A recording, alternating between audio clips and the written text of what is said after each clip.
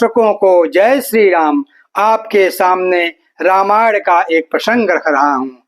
रावण के पास पंच कन्याओं में पूजित सबसे सुंदर स्त्री मंदोदरी माँ उनकी पत्नी है। जंगल में घूमते हुए सीता माता तपस्विनी वल्कल वस्त्र पहने हुए हैं। अपनी रानी बनाना चाहता है, लेकिन युद्ध के आखिरी दिन रावण का शव पड़ा है।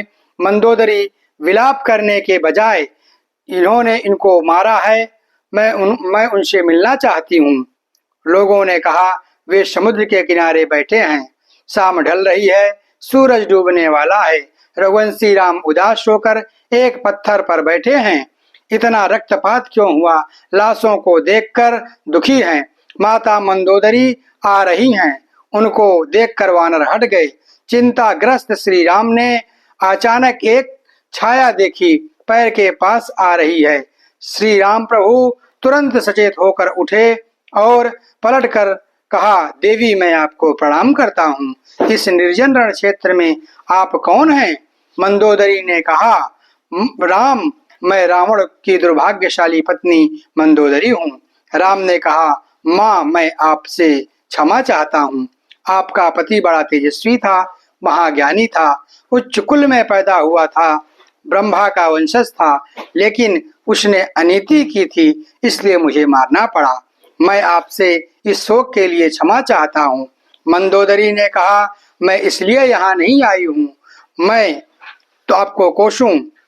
राम ने पूछा, फिर किस लिए आई हैं माँ? मैं देखने आई थी कि जिसने पूरी दुनिया पराजित कर दी, जिसने तुम्हारे पूर्वज मानधाता तक को स्वर्ग में जाकर चुनौती दे दी, जो कुबेर को कालर पकड़ कर ले आए, उस महापराक्रमी को हराया किसने? ऐसा उसमें क्या है जो मेरे पति में नहीं था? मैं आपको पता चला क्या माँ?